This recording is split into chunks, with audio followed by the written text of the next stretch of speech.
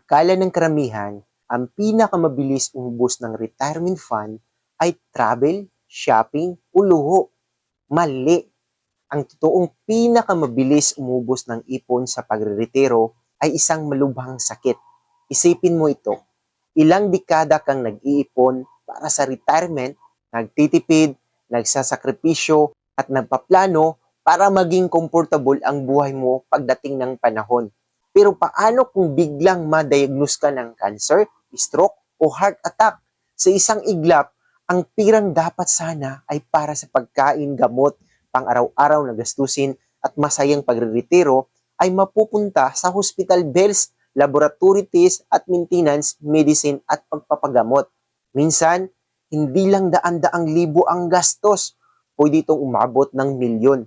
Kaya habang may lakas ka pang magtratrabaho, huwag lang puro ipon ang pagtutuunan mo ng pansin. Mas importante ang dalawang bagay na to. Una, alagaan ang kalusugan. Pangalawa, proteksyonan ang retirement fund mo sa pamamagitan ng critical illness life insurance. Dahil ang tunay na yaman sa retirement ay hindi lang malaking ipon, kundi ang pagkakaroon ng kalusugan at proteksyong handa kapag may hindi inaasahang mangyari. Mas madaling maghanda ngayon kaysa maubusan bukas.